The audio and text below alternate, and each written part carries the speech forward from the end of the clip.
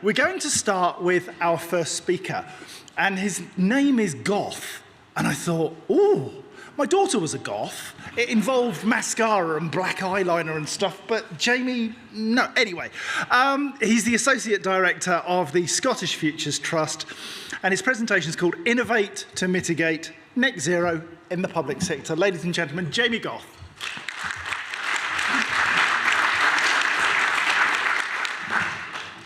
Thank you, John.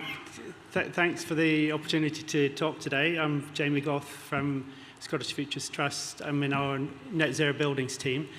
Looking at innovation, I think that there is a lot of innovation in the public sector. If you think back to like 10 years ago when we were looking at climate change, we used to have this calculation of so I'll move on to the slide. Calculation of, we're trying to get a reduction in emissions, say, by 90% of 2009 levels by 2045. The idea of coming up with a target of 0 by 2045, rather than that previous calculation, personally, I found it just cleared my mind, made it much easier, and that is innovation. It might not have been government's idea, but government put it in and said, this is how we're going to do it. And it shows leadership and it shows clarity. And I think the public sector is really good at doing that. And it is what a lot of people look for from the public sector, is to show guidance, to say, these are the rules of the game, and then everybody finds it easier to follow them. And to set common objectives. So once we've got this policy commitment of 0 by 2045, then what are all the definitions that we're going to be using? And government is in a good place to help say what those objectives are.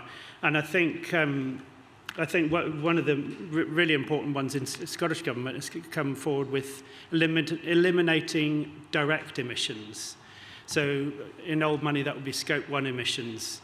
And Scope 2 emissions, electricity and steam, are all an important part of it. But what government is saying is the priority is getting rid of your direct emissions first. And also in the public sector, and where I work in Scottish Futures Trust, we do a lot around innovative finance and delivery models. Colleagues of mine have just last month published a new guide on delivery models in heat networks. And that's innovation. It's trying to help people understand that some parts of the public sector can borrow and other parts can't. My Salix colleagues will be very familiar with this, running both a grant scheme and loan schemes. And to help the public sector and also the private sector understand which bodies can you approach with a financed deal. The NHS and colleges might be attracted to that because they can't borrow, whereas councils can probably borrow cheaper. So we've put together guidance on some of this and use innovation in delivery and finance to help people understand how they can go forward in net zero. What I'll be talking about today is the Net Zero Public Sector Building Standard. The NHS England has got a net zero standard. NHS Scotland has got the Sustainable Design and Construction Guide, and also NHS design process, all of which are innovative ways of getting forward in net zero.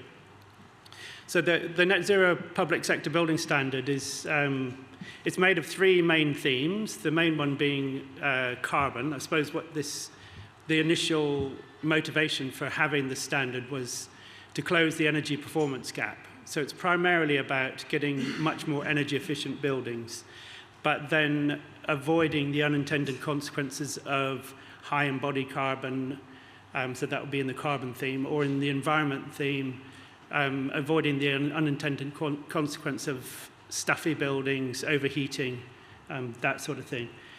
And the other element, which is specific to public sector, is, and to this standard, is place. So that is around making sure that public assets are in the right place and are suitable for delivering their public service duty. So the avoidance of building unnecessary buildings is one of the biggest ways of saving carbon, but also collaborating on sharing existing assets as a way of reducing carbon emissions. So the standard was designed originally for new build, but it can also be applied to existing buildings. And the way that it applies to new build is quite clear. It's when you're starting with a blank sheet of paper, you can really go for exemplary practice in the energy performance, in the indoor air quality, etc.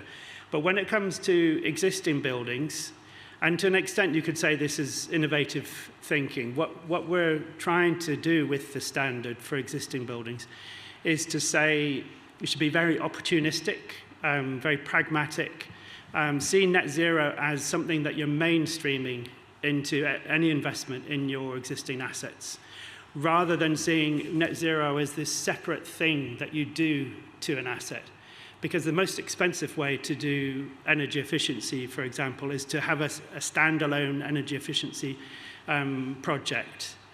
If you have the time between now and 2045, using every opportunity, like, for example, if there's asbestos that needs removed, or you have a rack problem, or you want to reconfigure your building so that you can change a school to accommodate health and police, then all of those are construction opportunities that if you build the net zero into it, then it becomes a much lower cost way of getting to net zero by 2045. Obviously, that has to be balanced against the urgency of getting as much done as we can. But in the public sector, we very much look for value for money and getting more done with the resources that we do have at our disposal.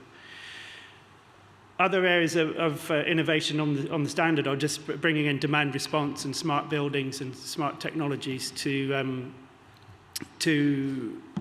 reduce constraints on the grid and at the same time reduce emissions. So where we're up to so far, the standard was put in the programme for government in 2019-20. It was adopted by Scottish ministers in 2020, and then the full document suite was published and released at COP26 in Glasgow in 2021. And then last year in August, we re-released the standard so that it covers existing buildings.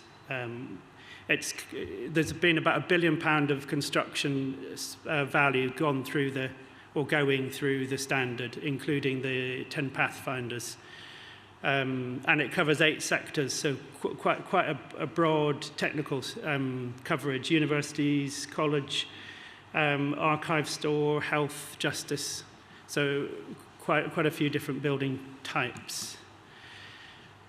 I've learnt a fair amount this morning, which is one of the main purposes of coming to a conference. And what I've been really interested in is the technologies like, I was unfamiliar with the idea of using electricity for a thermal store for high temperature. And that could be a game changer. I'm sure there are other technologies rather than just the one we've seen, I say, from my public sector perspective of not favouring any particular company. Like, for example, in hospitals, trying to de-steam a hospital site, it's really good to see technologies that are available that can use electricity and get high temperature heating. Also, putting heat pumps into existing buildings, we're always told that you can't do that. You really have to change the building before it's suitable for a heat pump.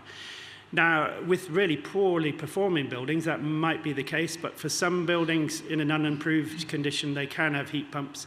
And Fife Council, Jonathan Kopak, is here today. I was chatting to him about last year. The council did 4 buildings where they put heat pumps in, and they still have the gas boilers available in case they're needed, and they will be needed in cold snaps. But it offers the opportunity to invest in the future to reduce the heat loss. But also it just asks the question of, it's an existing building, how far should we go? And you don't necessarily have to go all the way in the first step. It's coming back to this priority of getting rid of fossil fuels, getting rid of direct emissions, and then over the future reducing total energy use. So just to apply the standard, we've got a website which is netzerostandard.scot. It hosts the standard documents, a whole document suite, and we've got 10 pathfinders on there.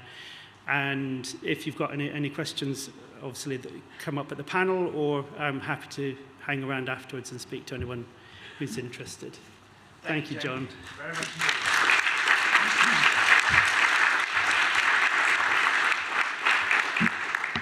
Bang on 10 minutes. So that's a man who likes a rule. I love that. I hate rules, but you're fabulous.